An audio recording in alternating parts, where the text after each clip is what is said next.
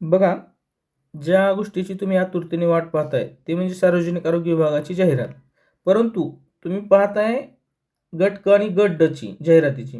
परंतु त्याच दृष्टीने त्याचाच पहिला टप्पा म्हणता येईल अशा प्रकारे वैद्यकीय अधिकारी गट अ, ज्याची वेतन श्रेणी S20 आहे, त्याची जाहिरात आलेली आहे.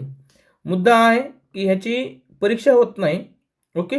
त्यांचं कारण शिक्षण खूप असतं. ॲक्च्युली कोणी गव्हर्नमेंट जॉबला जाण्यासाठी एवढं इच्छुक मेडिकलवाले तयार नसतात. ओके. परंतु या व्हिडिओमार्फत माझं सांगायचा उद्देश आहे की सार्वजनिक आरोग्यामध्ये ज्या काही जागा निघत असतात, जसं फार्मसी आहे. ओके. त्यानंतर SIवर असलेले आरोग्य सेवक पुरुष वगैरे अशा गोष्टी, ANM आहे किंवा GNM आहे. त्यानंतर लॅब टेक्निशियन आणि गट ड मध्ये असंख्य असे पद असतात. ओके.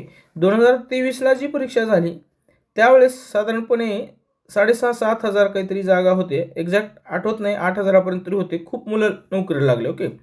मग याच अनुषंगाने आता तुम्हाला एक सांगतो, ह्याच्यामध्ये वैद्यकीय प्रकाश आंबेडकर साहेबांनी अनाऊन्स केलं होतं की आदिवासी विभागातले अगोदर भरले जाणार. बरोबर. त्याच अनुषंगानं मागच्या 7-8 दिवसामध्ये झालेल्या बातम्याच्या नंतर ही जाहिरात पडलेली आहे. एकतर मेडिकल ऑफिसर कमी असतात. ओके. कोणी स्वेच्छानिवृत्ती घेते, कोणी सगळं घेते. फॉर्म कुठं भरायचे ह्याची लिंक हे बघा, इथं सगळं दिलेलं आहे, अर्ज भरण्याची सूचना वगैरे. परंतु मेडिकल डॉक्टर असल्यामुळे ही सगळ्या गोष्टी मी सांगणार नाही. हे मी फक्त आणि फक्त जे आरोग्य विभागामध्ये गट क आणि गट ड साठी आहेत त्यांच्यासाठी व्हिडिओ बनवत आहे. त्यांना सांगायचं आहे की तुमचा अभ्यास सुरू असू द्या. बाकी बाकी इतर गोष्टी या होतच राहतील. जर समजा आज जाहिरात आली तर तुम्ही काय करणार, हा महत्त्वाचा मुद्दा आहे. माझा तुमच्यासाठी प्रश्न आहे, तुमचा एवढा अभ्यास झालेला आहे का? ओके. मग बघा, सरळ सेवेमध्ये MBBSच्या एकूण किती जागा निघाल्यात आत्तापर्यंत? एवढ्या जास्त जागा कधीच निघाल्या नाहीत. ओके. मेडिकल ऑफिसरच्या आणि क्लास 1. ओके. गट क्लास 1 अधिकारी. हां. ओके. एकूण 1440 जागा आहेत. आता तुम्ही प्रवर्ग न्याय वगैरे सगळं चेक करू शकता. बरोबर. 1440 जागा गट अ अधिकाऱ्याच्या, तुम्ही त्या गोष्टीचा विचार करा. 1440. ओके. MPC असं 2-250 काढून 5 वर्ष घालते या गोष्टीला. ओके. सार्वजनिक आरोग्याची ही 1440 आणि मिनिमम 4,500 ते 5,000 ची ॲड ही सार्वजनिक आरोग्याची गट क आणि गट ड ची येईल अशी मी अपेक्षा करतो. त्या बाबतीत हो का, हे सगळे डॉक्टर तज्ज्ञ आपल्यापेक्षाही खूप तज्ज्ञ लोक आहेत. फॉर्म भरायचं काय हे सगळ्या गोष्टी ह्या व्हिडिओमार्फत मला सांगायचा उद्देश नाही, कारण बघणारे व्ह्यूवर्स वगैरे राहतात, ते त्यांना गरजच पडत नाही त्या डॉक्टर लोकांना. ओके.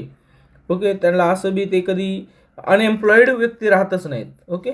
मग सांगायचं काय उद्देश ते तुम्हालाच, जे विद्यार्थी त्यांच्यासाठी. ओके.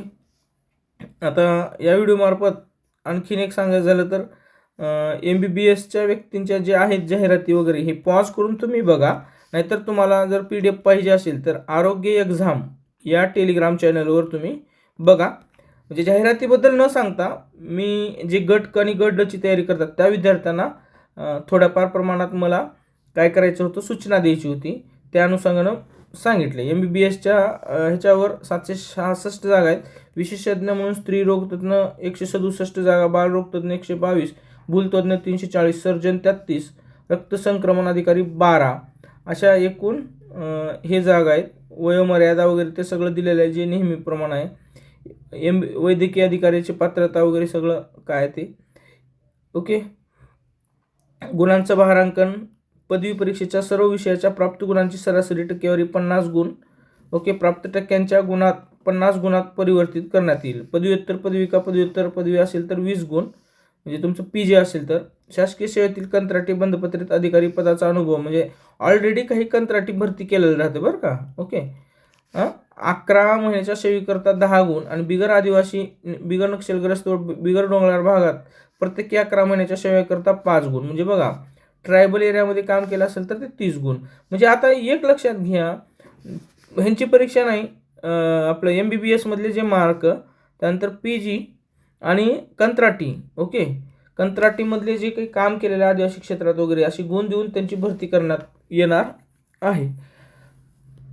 बाकी इतर गोष्टी डॉक्टर लोकांना सांगायची गरज नाही, स्वतः अनुभवी आहेत. फक्त मला गट क आणि गट डच्या विद्यार्थ्यांना मनापासून एक विनंती करायची आहे की तुम्ही फक्त 4 विषयाकडे विशेष करून अभ्यास करा सरळ सेवेमध्ये. पुन्हा जर MPSCकडे गेले तर कशाप्रकारे होईल, काय होईल, कोणत्या पद्धतीनं होईल, किती दिवस लागेल हे सांगता येत नाही. हातचं सोडून धावत्याच्या मागे लागू नका, हे प्रत्येक व्हिडिओतले सेंटेन्स माझं आहे.